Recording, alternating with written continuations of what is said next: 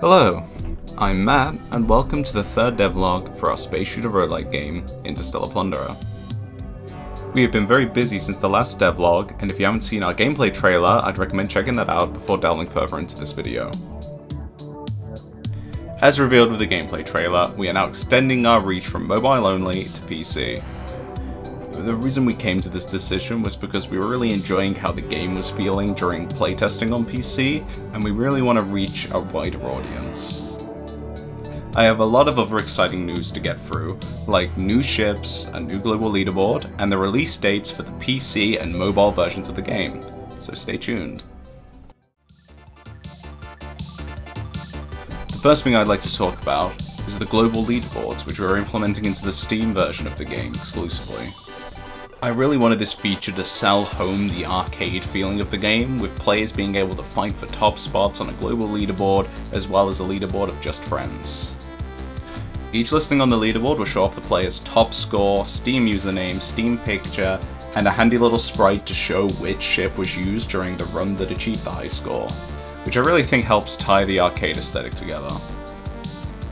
Speaking of ships, we now have the 5 that will be in the base game completed, which I'm going to talk about now. The first ship to talk about is the most basic ship called the Plunderer, which has long been the poster boy of the game since we announced it. It is by far the most straightforward ship that has upgrades that pivot towards a more balanced gameplay style for newer players to learn the game. It shoots basic laser projectiles, and its ability is called Photon Harpoon, which fires a single high-damage projectile at the currently targeted enemy with a low cooldown. This special ability also does increased damage to boss enemies. Once you get good enough with the Plunderer, you unlock the Interstellar, a more high-tech spin on the original ship that comes with stats that are far more customizable to the player, allowing them to tailor their own playstyle.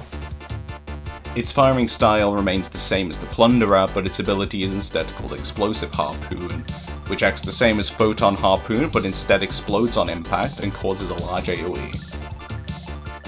The next ship is the Mole, which is currently unlocked for purchase after destroying 50 asteroids across all of your runs. It is a much larger and bulkier mining ship that instead has an emphasis on doing large amounts of damage with its unique laser shooting style.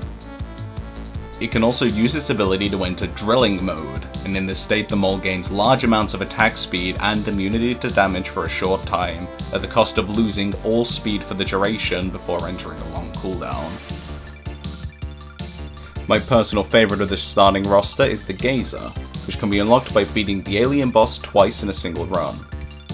This half-alien, half-ship fires 2 projectiles that deal light damage, but the coolest part of this ship is its ability, Master of the Swarm. When activated, Master of the Swarm sends forward a small army of aliens that home in on hostile targets and do high damage as a collective. Our final ship is the mysterious Phantom, which will first appear as a mini-boss enemy during events and unlock for purchase after being defeated 3 times. The Phantom has the most unique mechanics of all the base ships, with its firing style shooting a 1-2-3 pattern of projectiles that deal increasing damage. Its ability, Cloaking Drive, allows for the Phantom to turn invisible and while in this state cannot be targeted by enemies, but retains its ability to shoot projectiles and take damage. And that wraps up all of the ships that will be available to play for the game's release, with more coming in future updates. After the launch of the game, development will not end for Interstellar Plunderer, but we will be working on other projects as well, which we are really excited to talk about in future videos. We will be releasing more updates throughout the year, with new features such as ship customizations, new levels, new mini-boss enemies, and more which we are yet to announce. Speaking of launch, Interstellar Plunderer will be available for Steam PC on April 2nd, and followed a month later by the Android mobile launch on May 2nd.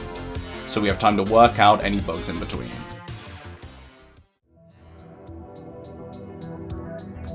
This will not be the final devlog for Interstellar Plunderer, but will be followed by other videos and updates on new projects. There is a link to the Steam page down below where you can wishlist the game, and I really hope that you enjoy playing it as much as we have enjoyed making it. For always, thank you for watching, and enjoy these last clips accompanied by more of our original soundtrack, composed by the very talented Mental Cacao.